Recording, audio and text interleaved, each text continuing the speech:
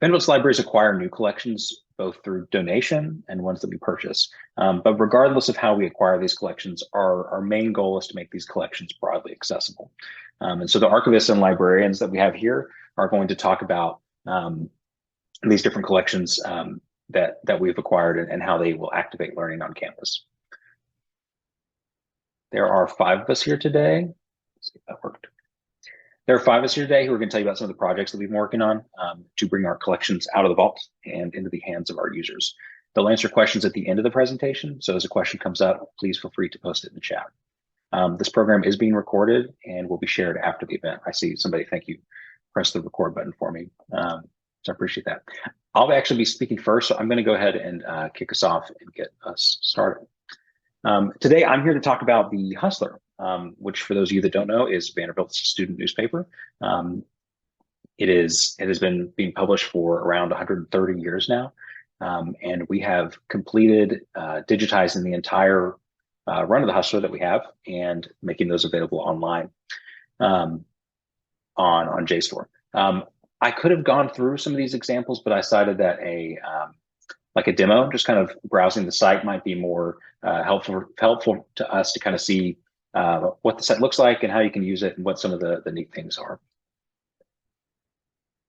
So someone speak up if this does not work, but you should be seeing my screen now and seeing the Vanderbilt Hustler landing page that we have here on JSTOR. For those of you that don't know, and I didn't realize this when I came to Vanderbilt, because I was thinking, where did the Hustler get its name? And we have a little bit here in this caption on the collection description, but it actually is named after Commodore Vanderbilt, which is how a lot of things on campus are. But he had this penchant in his business for aggressive business practices where he would hustle people into creating deals favorable to him. And so the students kind of took on that moniker themselves and made the name. Made that the name of their student newspaper, and that name has kind of stuck with it throughout its entire history. But you can see here on JSTOR that we have about 4,500 issues that have been digitized. These are all the individual items that are here. The great thing about adding them here is that they're completely accessible, so you don't have to be on campus to see them. Anybody around the world will be able to see these. They are completely text searchable. We got some really high quality scans, and all that text is OCR basically, which means you can pretty much text search any of it. And it's got some other bits of metadata like the date it came out and things like that. And then also you'll see over here on the right to some of these issues, you can download any of these issues yourselves and save a PDF to your computer and use it for however you need to, which again, I think just would be really useful for researchers, for those of us doing reference work, times you want to show off to an alumni or something like that, some of the issues. So I'm just going to show a couple searches we could do to kind of talk about what kind of things you could find here. I'm going to start by one where Senator Alexander has his papers here, and one of the things he's asked us before is to find a list of all the articles he wrote while he was a Vanderbilt student here on campus. And so here I'm going to just type in by Lamar Alexander. That's going to do a text search across all these hustlers. It's going to find all the issues where there is some kind of text in this order saying by Lamar Alexander, which would have been the text we'd see when he was editor.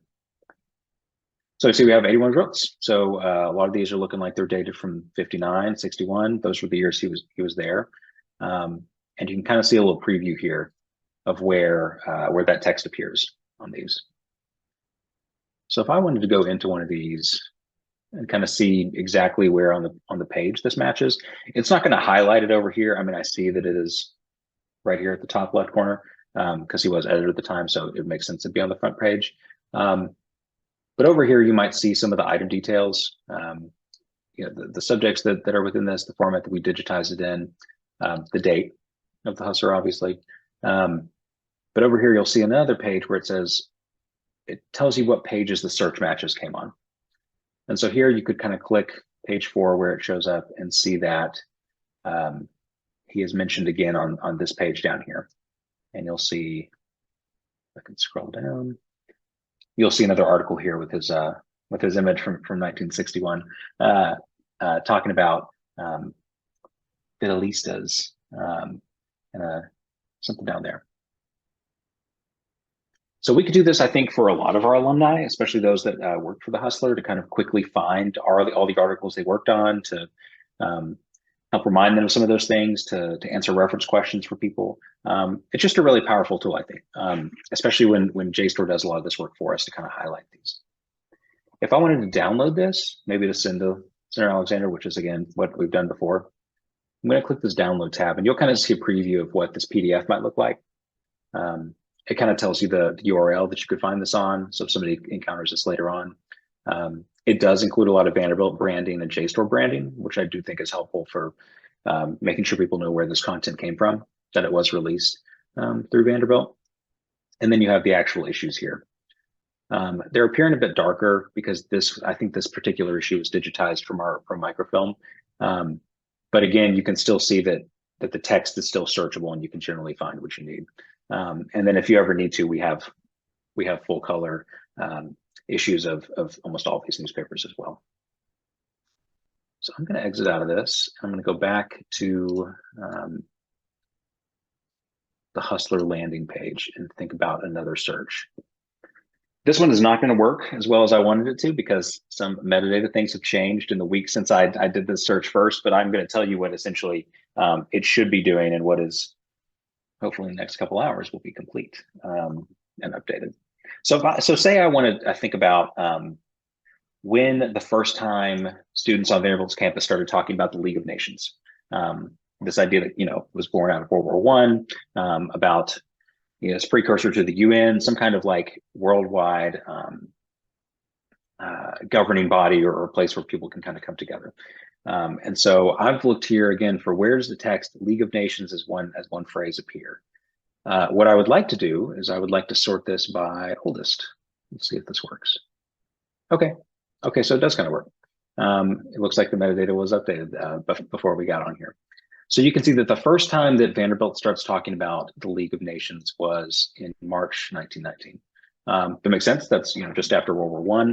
That's when that idea is kind of floating around. But we can kind of go in here and see, what were they talking about? Was it something that they had specific opinions on? Was it simply reporting the facts about what is going on in the nationally, and what some of these people are talking about? And as you kind of go through these resources, you might open some of these and kind of get an idea of what they were talking about here. So again, just another example of a reference question we could easily get, or a research question that somebody could have, and how they might use this resource to kind of solve that for themselves. And then finally, I'm going to do one more search. And Celia, I apologize to you. You were next, but you've been at Vanderbilt for a while, so I'm going to search your name and see if it shows up in the Hustler somewhere. I know it does, because I've done this before, but it is neat to see that. Okay, here you're appearing here in the 2010 issue. And let's see, we'll look at our search match, and we'll see where she appears. Okay, page 2. I'm looking around. So again, it's not going to highlight where the text actually appears on the page, but it at least tells you the page it's on. And again, just because I've done this before, I do know that it appears down here, talking about one of the exhibits that we were putting on the library back in 2010. So Celia's been here at least since 2010. But yeah, again, just to show you, like, this has a range of ways to think about answer questions, and when various Vanderbilt students might have been here, how they were being talked about, and things like that. And just great to be able to search the entire corpus of the Hustler and kind of answer these questions. So like I said, that was just a brief little preview. You can find all these issues of the Hustler on JSTOR, and you'll see the URL in the presentation that's going to be shared after this. Okay, so I'm going to go back to my webinar, and I'm going to turn it over to. Wait, this is not appearing like I want it to. Do you all see my address bar at the top? You do, don't you? Okay.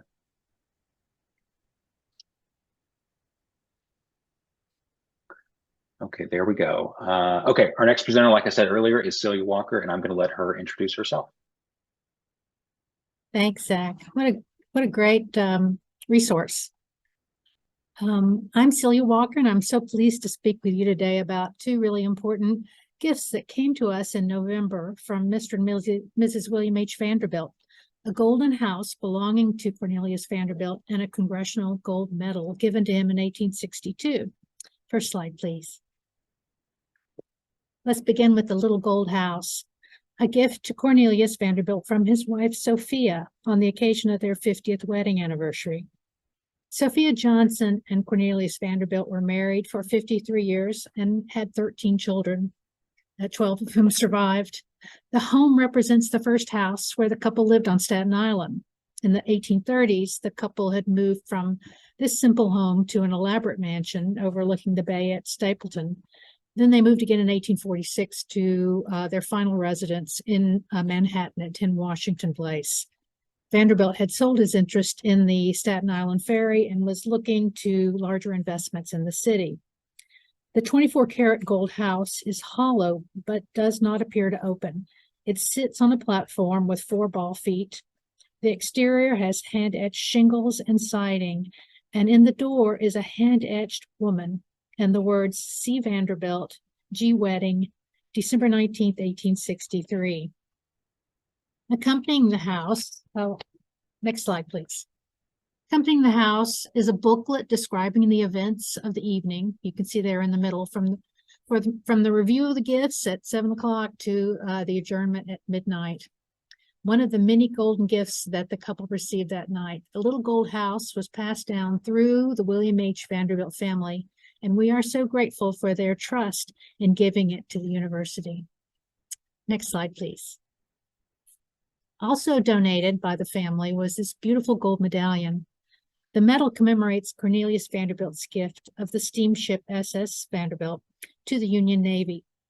The ship was originally launched in New York as a transatlantic steamer and passenger and mail steamer. Next slide, please. In this illustration by Charles Parsons for Frank Leslie's illustrated paper, the steamship is seen at the time of its launching, about 1855. Parsons was a marine painter, and so he pays close attention to the details of the ship. So you'll see here the side paddle wheelers, the connecting boiler, and the twin masts holding ship communications flags, American stars and bars, and 2 Vanderbilt standards. In 1862, the Commodore received a request from Secretary Stanton to help in the Union effort and involve this ship. Next slide, please. The Merrimac, rechristened Virginia by the Confederates and clad with iron, had decimated a Union fleet of wooden warships on March 8 in the port of Hampton Roads, Virginia. But the Union's ironclad monitor arrived on that evening and on the 9th muscled the Merrimac into harbor. The Vanderbilt was requested to keep the Merrimac in check, which it did. The Vanderbilt later served the Union by searching for Confederate raiders interfering with Union commercial shipping, and served as part of the Union blockade that patrolled the Atlantic and Gulf coastline to block Confederate access to supplies. Congress crafted a resolution to recognize the gift on March 17, 1862, with a gold medal. The U.S. Mint, the Department of the Treasury responsible for creating coinage in our country, creates medals authorized by the government. The current mint was founded in Philadelphia in 1792, actually under the Department of State. And there are many different kinds of medals made by the mint. Next slide, please. The earliest medals produced were silver Indian peace medals, also known as presidential medals, and you'll see that an example on the left. These were given to Native American chiefs and warriors who'd received and prized similar medals from the British. They are silver medals bearing the likeness of the monarch and his coat of arms, seen as tokens of friendship. As the series progressed, the Indian peace medals began to be known as presidential medals. The presidential medals are not to be confused with the Presidential Medal of Freedom, established in 1963, and you can see that on the right, by John F. Kennedy, which is bestowed by the president. The Congressional Gold Medal and the Presidential Medal of Freedom are our country's highest civilian awards.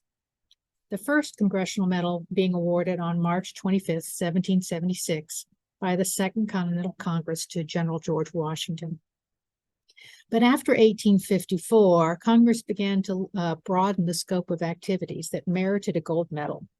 And they included actors and authors, pioneers in aeronautics and space, explorers and lifesavers. And yet, in the Civil War, only 2 medals were struck, one for Ulysses S. Grant and this medal for Cornelius Vanderbilt. The earliest medals were struck from dies cut by a special engraver who worked directly in the die, cutting out the features that would appear in relief on the finished medal. But by the early 1840s, technical advances had made production easier. The metal was modeled in wax or plaster prior to making the metal die. The blank forms were then placed in the die and pressure was applied to create the designs. Today, the plaster model is scanned into a digital copy, which is used to create a steel die. And then Congress, you'll see some of these on the auction on the secondary market. Congress authorizes the mint to create 1.5 and 3-inch versions of the metal. And those are in bronze, but often folks will buy those and plate them in silver or gold. So let's take a little closer look at Cornelius Vanderbilt's medal. Next slide, please. Vanderbilt's medal was designed by Salathiel Ellis and Emanuel Leutzer. The mint hired Ellis to engrave dies in the late 40s, and his first one was James Knox Polk. Ellis, who designed the obverse seen here and sculpted the clay models for the obverse and reverse in bas-relief, was a portrait painter, cameo cutter, and die sinker. So that cameo work really went to his benefit. The bust of Cornelius, who would have been 73 in 1862, displays the familiar mutton chops, profile of the Commodore, and may have been inspired by contemporary images, as Vanderbilt was a well-known figure. But Ellis might also have had access to Matthew Brady's photograph of the Commodore seen at the right to help model. We know that Brady's studio actually photographed the medal, and that copy is in the National Archives and Records Administration. Next slide, please. Yeah, the obverse of the medal was the model for Vanderbilt's Founders Day Medal, first given in 1876 for first honors in each graduating class, and funded by bonds donated to the university by Mr. and Mrs. Vanderbilt. It was also used for other medals at Vanderbilt, as well as the 1974 Cornelius Vanderbilt Medal for the Centennial, and the Vanderbilt School of Medicine Medal, also established in 1974. Next slide, please. The reverse of the medal depicts a kneeling and a standing figure, an eagle and a ship, and the words in Latin, "He gave twice, who gave in time." It was designed by Emanuel Gottlieb Leutzer, who is perhaps best known for his painting Washington Across the Delaware, seen at the right. The Vanderbilt medal is one of several designed by Leutzer, who was first commissioned by the Mint in 1858 to design the United States Life-Saving Medal. J.F. Lubat, who's really the source on early medals, describes the medal in this way. America, personified as Minerva, stands center, leaning with her left hand on the American shield and holding in her right a sword which rests on her shoulder. To the right is the American eagle, to the left, the genius of the maritime cities imploring her aid and protection. In the background in the open sea is the steamer Vanderbilt, under steam, above a cloud with thunderbolts. Next slide, please.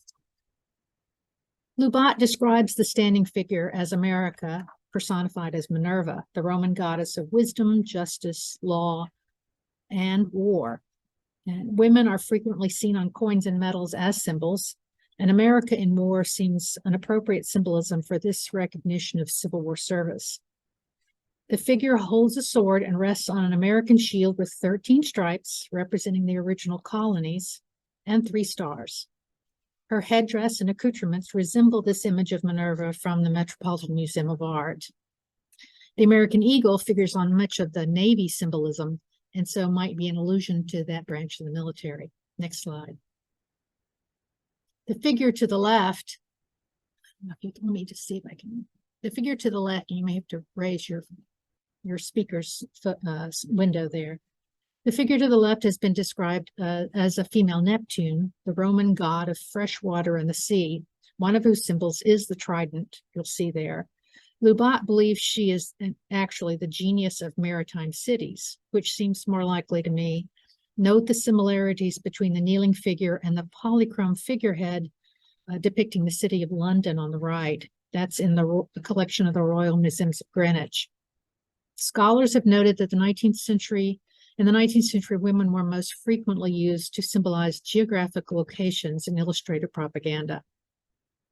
Along with the trident, the figure carries a replica of an ancient wooden warship and a nautical robe, which she appears to set down at the feet of America. Next slide, please. The U.S. Congress approved the striking of the medal in 1864 with a statement, which shall fitly embody an attestation of the nation's gratitude for this gift, which medal shall be forwarded to Cornelius Vanderbilt, a copy of it being made and deposited for preservation in the Library of Congress. The medallion was sent to the Commodore on April 17, 1866, by Secretary of State Stanton with a letter including this information. Quote, I avail myself of the occasion to express a hope that it may prove acceptable, and also to congratulate you upon the proud consciousness which you cannot fail to cherish of having, by the act referred, rendered your country a signal service at this critical period in its history. Vanderbilt thanked the Secretary of State on May 3rd. He referred to the history of the vessel, its country, its gift to the country in his letter, but then he ended with this sentiment.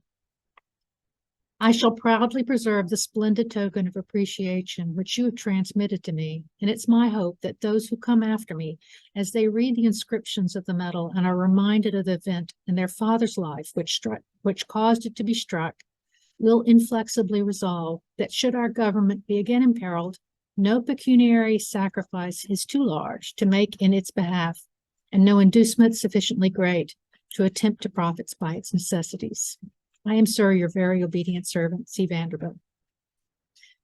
We are so grateful for these gifts, which will have great use in the classroom in a variety of different disciplines.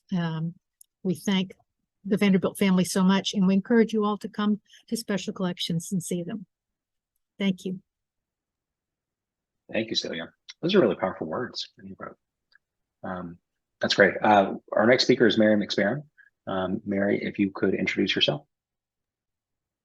Great, thanks, Zach. Hi, everyone. Thanks so much for joining us today. My name is Mary McSparron, and I'm the curator of manuscripts here in the Vanderbilt Special Collections Library.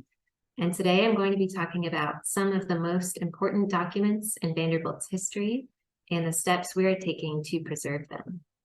So I'd like to start off by defining two terms, preservation and conservation. So Zach, you can go to the next slide. Okay, so preservation is a broad term that encompasses many aspects of caring for rare materials, including maintaining a stable, protected environment, processing and storing materials, and repairing fragile or damaged items. We keep our storage facilities at a cool, consistent temperature and a low relative humidity. We protect collections from sunlight, and we keep our storage areas clean and free of any insect activity. So you can see a picture of our storage facility in the first photo. There are a lot of our oversized rare books. And we process collections by removing any contaminants like rubber bands and metal fasteners and moving all materials into acid-free, lignin-free folders and boxes. So you can see some of our manuscript shelves there in the second photo. And detailed item treatment and repair is called conservation. This could include things like fixing a loose binding on a book or flattening a tightly rolled manuscript item. So the third photo shows a few conservators' tools, different things like gloves and a brush and sponges, ways to clean items that need cleaning, but doing so in a way that protects them and doesn't damage them further. Okay, next slide. So I'd like to focus on one of our Vanderbilt history collections, the John James Tigert IV papers. You've probably heard of Bishop Holland Nimmons McTeer, pictured there in the upper left-hand corner, who co-founded Vanderbilt with his wife's cousin-in-law, Cornelius Vanderbilt. And John James Tigert IV, pictured below, was Bishop McTeer's grandson. He was born in Nashville in 1882, and then he graduated from Vanderbilt in 1904. He followed in his grandfather's footsteps by working in education. He worked as a professor and administrator at various universities over the course of his career, and he served as the U.S. Commissioner of Education from 1921 to 1928. He inherited many of his grandfather's documents regarding Vanderbilt's founding. So in 1957, when he was nearing retirement, he wrote to the Vanderbilt libraries about donating his collection of materials. So you can see this letter in the middle is, he was writing to the director of the libraries asking if they wanted these materials. And then upon his death in 1965, his wife sent the rest of his collection to the library. So that photo on the right is a letter from Harold S. Vanderbilt, who was president of the Board of Trust at the time, thanking Edith Tigert for sending the documents. Okay, you can go to the next slide. So this is the letter from Cornelius Vanderbilt to Bishop Holland McTeer. He wrote it on March 17th, 1873, and he was offering to pay for the establishment of Vanderbilt University. And in the letter, he lists his requirements for the establishment of Vanderbilt. One, he said that the property should be not less than from 20 to 50 acres, and it must be purchased in or near Nashville. Second, he said that he would like to approve all of the plans and specifications for the buildings. And then third, he said that Bishop McTeer must accept the presidency and have authority over all matters, barring a 3/4 majority disagreement by the board. He also specifies that part of the money should be used for a library fund, which is my favorite part of the letter. And you can see on the third page there, his beautiful signature, C. Vanderbilt. This letter will be 150 years old on March 17th. And as we were approaching this time of celebrating Vanderbilt Sesquicentennial, we decided that it needed some TLC. So you can go to the next slide. So these photos show the backside of the letter. Now the letter had been folded into fourths. So you can see in that first photo, the folds, and then so it probably had been folded when the Commodore sent it to McTeer. And then over time, paper weakens where it is folded. And so someone added tape to make sure it stayed together. You can see that the brown tape on the folds. But unfortunately, tape degrades paper over time. So it's always best, if possible, to have it removed. But removing tape is a very delicate process. So we sent the letter off to an experienced conservator. She was able to remove the tape and then add Japanese paper to the folds to reinforce them. So you can see the picture on the right is this page when we received it back. So no more tape. She also cleaned the paper through a process called dry cleaning. So she removed any soiling that was on the paper. You can see it's not as gray as it was originally. And she housed the pages in mylar sleeves so that they can be protected during handling. So you can see the difference between the picture on the left and the one on the right. The page is much cleaner, there's no more tape, and it is reinforced at the folds. Okay, you can go to the next slide. So here's another document from the Tigert collection. This is a draft of the resolution to change the charter of what was originally the Central University of the Methodist Episcopal Church. So the board of that university was impressed by Vanderbilt's letter and his sizable donation. So they moved quickly after learning of his letter to McTeer. They met on March 26th, so just 9 days after Vanderbilt wrote his letter, and they resolved to change the name of the school to Vanderbilt University in honor of him. And when the Commodore learned of their acceptance of his offer, he wrote that the decision was very satisfactory. So you can see that this document also has tape on it. It was folded both horizontally and vertically, and they put tape vertically to keep it together. So We're looking forward to having this conserved as well so that it will look nice and new and be ready for the Sesquicentennial. All right, thank you. Thank you, Mary. Gosh, it's always so cool to see some of these collections. I enjoy these as well as as a participant in these things. So thank you. Our next speaker is Kathy Smith. Kathy, if you want to go ahead and introduce yourself. Thanks, Zach. My name's Kathy Smith. I'm a university archivist. And, of course, I love hearing about the Hustler and the founding documents and these beautiful medals. And sort of jumping from that, I'm going to be speaking today a little bit about two upcoming exhibits that will be located in the Central Library on the 4th floor. Cherokee and Chickasaw students at Vanderbilt 1885 to 1899 and Vanderbilt self-portrait. And these exhibits will be up from April to July and will be just the first in a series of sesquicentennial themed exhibits that you can find at the library and in the different libraries. So if everyone can just pronounce over and over again, sesquicentennial, we'll have it all put together by December at the end of the celebration. So next slide.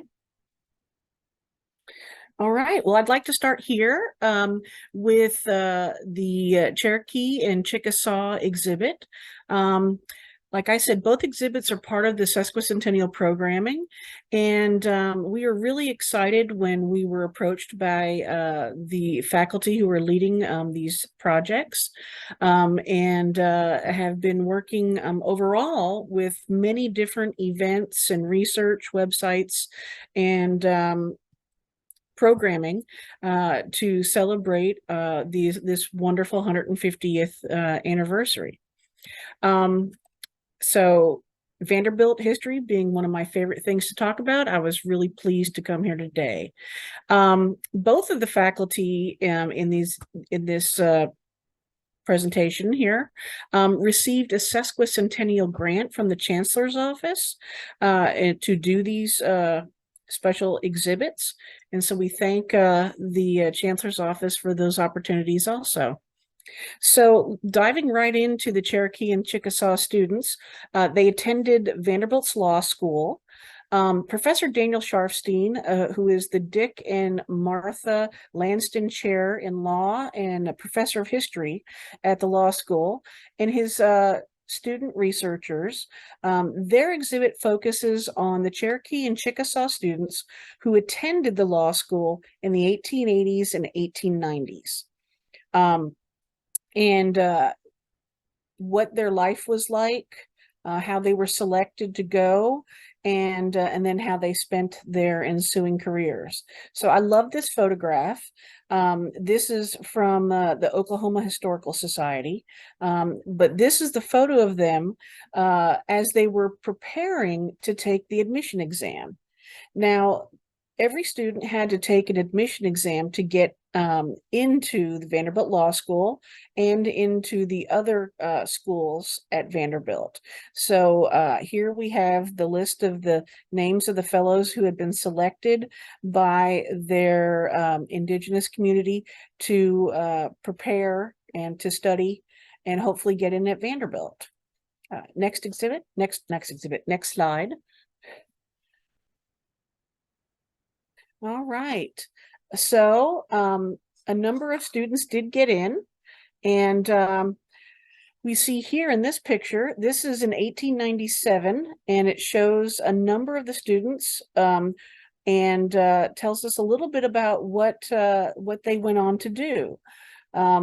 They returned to the Indian Territory, which is what now is considered Oklahoma. But to get to Nashville, they essentially traveled the Trail of Tears in reverse as the indigenous tribes were moved through the Nashville, Tennessee area. A number of these young men were selected to come back. And, this was within the short time frame of when the removal had actually happened. So their ancestors were not that long in having experienced the Trail of Tears. So one of the things that Professor Sharfstein and his researchers are looking at is how this really impacted them and how Vanderbilt was selected to be the law school that the Cherokee and Chickasaw nations decided to send their students to their young men. So they're doing a lot of research into where they lived, how they interacted with other students on campus, and really what their experience was. And as you can see, we've got some pictures of them. And the first time that we ran into these young gentlemen was when we were working with Vice Chancellor Churchwell on his EDI chronology. So we were familiar with a few of them, but Professor Sharfstein and his students have really gone further and deeper into the research of these gentlemen. After Vanderbilt, they all returned back to the Indian Territory, and most of them wound up working closely with their nations during some of the most difficult decades in history of tribal sovereignty, when the federal government was breaking up and selling off reservation lands and dissolving tribal governments. And the level of discrimination and racism was really ramping up. So next slide. So here we have a bunch of these gentlemen in their later years, and as you can see, many of them had gone on to become judges and legal representatives, and they helped their nations survive.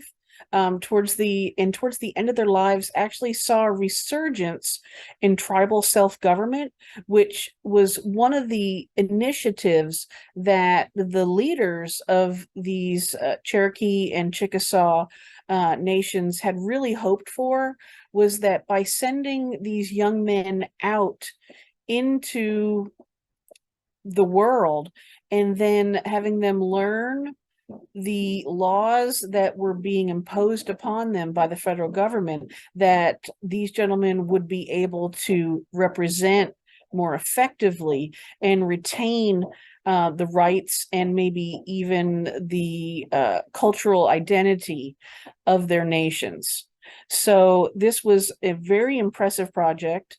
There were only a handful of men that actually were able to come to Vanderbilt to graduate and then immerse themselves back in to the tribal lands and work on that.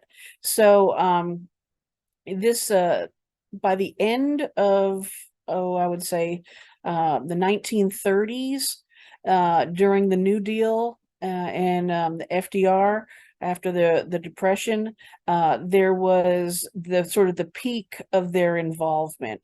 And as you can see by now, that this photograph was taken later on in their lives, and as they had already worked as much as they can. So in addition to the exhibit that is going to be up on the second floor, I mean on the fourth floor of the Central Library, the law school and the law library have also requested that this material and a lot of the documentation that these men worked on, a lot of the legal, what do they call them? The legal paperwork and the laws and things are going to be kept and will be viewable and panels that the law school has decided letting us create, and there will be an interactive portion at the law school library. So I'm going to invite you all to not only explore the exhibits in the Central Library, but also at the law school. Next. All right, so as we move on to the next group of exhibits that we will be having. This will be at the same time as the Cherokee and Chickasaw Law School students one. This one is called Vanderbilt Self-Portrait. And this exhibit was created by two students and Professor Vesna Pavlovic, professor of art. It combines the class structure on the history of what portraiture is with a Buchanan Fellowship and a Sesquicentennial grant to create like a unique experience.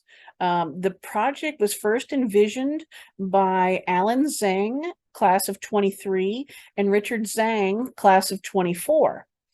It's an ambitious semester-long project that will include using historic images like the one you see here, and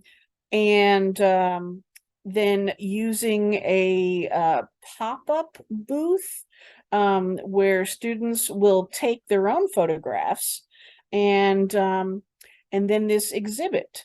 So it is a really interesting, very lots of parts moving, kind of fun exhibit. Yvonne Boyer, who is a librarian for art and art history, has been volunteered, and she will be doing great with this. She was already working with the students and with us on the earliest parts of the research. And just this past Wednesday, the 22nd of February, they had their first pop-up photo booth on the library lawn, which was very popular. And what they're hoping to do, one of the things is to juxtapose the traditional sort of sitting portrait like this gentleman here, who is a unfortunately anonymous student from Vanderbilt, from the John Fulton collection, with the more casual selfies of today. So these free-form sort of portraits, I guess, in a sense, versus a more classical take on having your picture taken. So next slide. This picture here is actually the Miss Commodore from 1971, and one of the rich sources we have for this exhibit are the Vanderbilt yearbooks. So the students have been wonderful in researching the different ways that student life and student activities have been captured.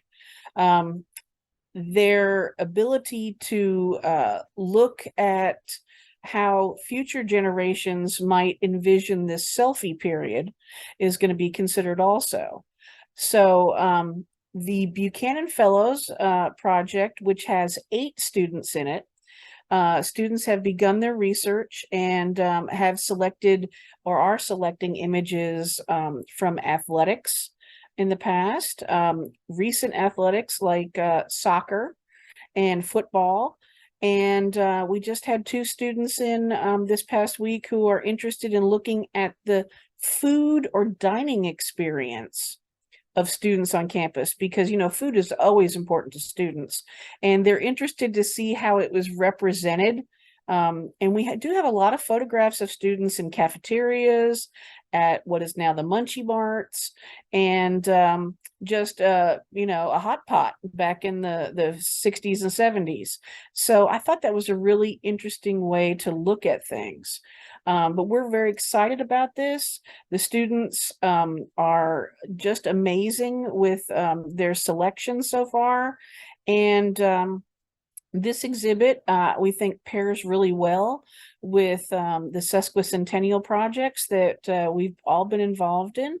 And what they hope to bring out of all this is they're calling it like a time capsule of looking at the spread of 150 years and how students were represented on campus, and now the more the autonomy that the students have to represent themselves. Next slide.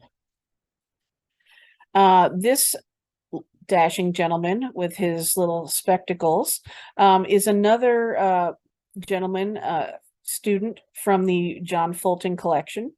And here basically what we're talking about again is that the students are hoping to really get from the history of portraiture class to the selfies, and then to even try to envision what the future will hold. And then we will have that material as part of one of our Buchanan Fellows projects. So we're excited about that. And I'm really happy to say that the input from the faculty and staff and the students for projects for the Sesquicentennial has been wonderful.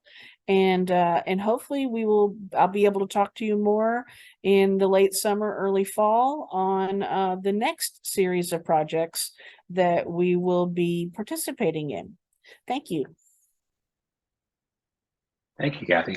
I really love a lot of those projects that were selected out of the Chancellor's office for the Sesquicentennial. I think a lot of them sound really neat. It's interesting to see all the ways that we're integrating with them as well. Next, we're going to have Chris Ryland. He'll be our last speaker. I just want to remind everybody that feel free to post questions in the chat if you have them. We'll have a little bit of time after Chris finishes speaking to answer those questions. Okay, Chris, you can go ahead. Thanks, Zach.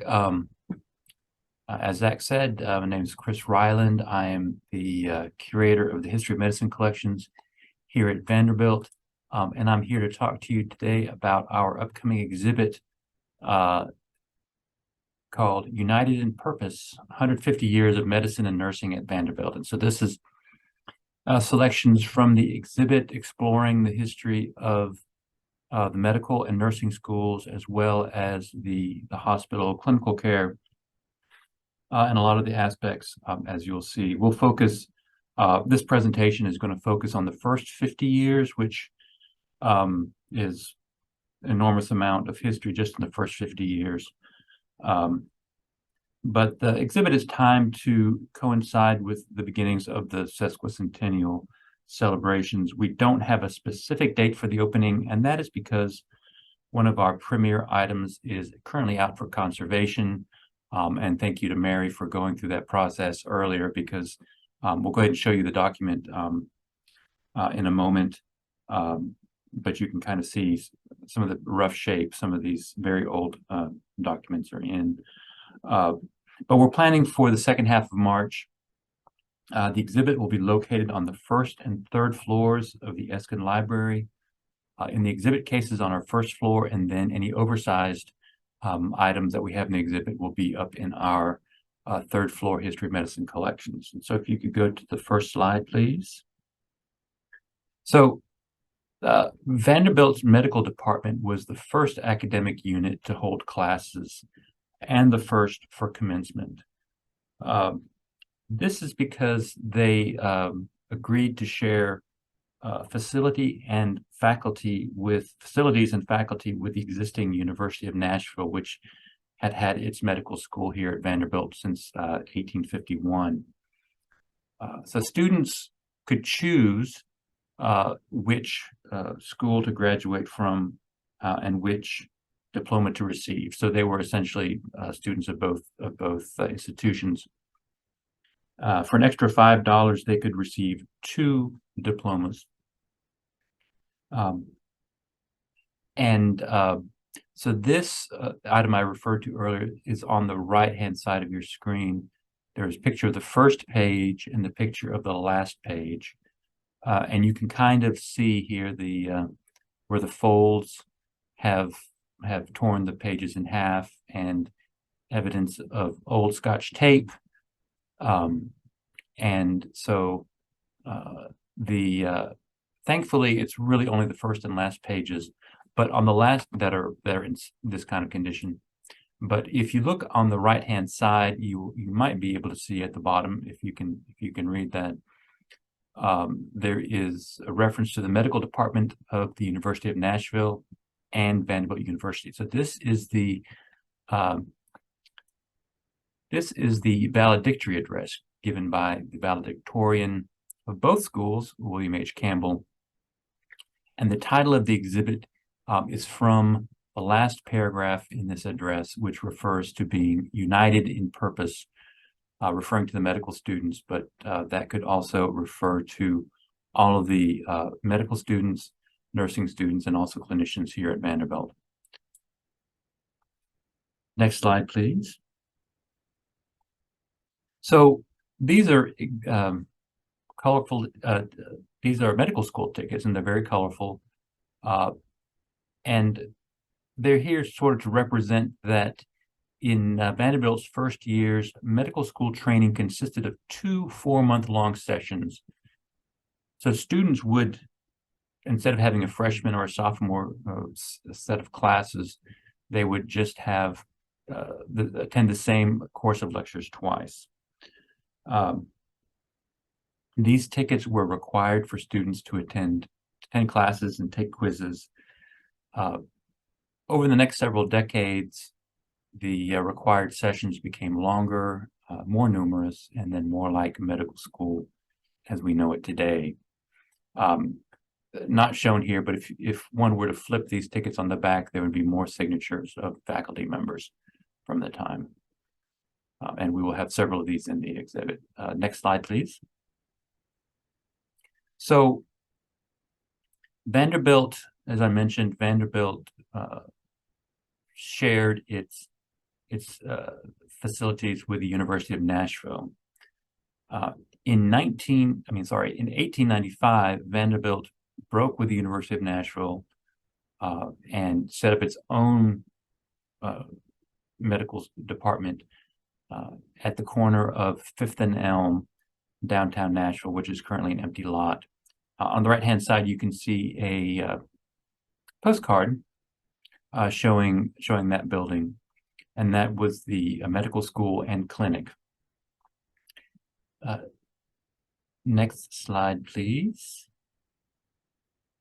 So in 1910, the Flexner Report, which is the name for the survey of all the medical schools across the country, ranking all of the facilities.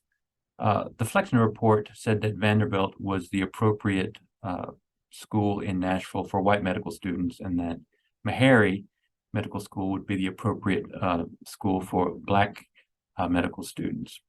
This meant that the University of Nashville, that the days were numbered for the University of Nashville. And a couple of years later, they moved to Memphis with University of Tennessee Medical School.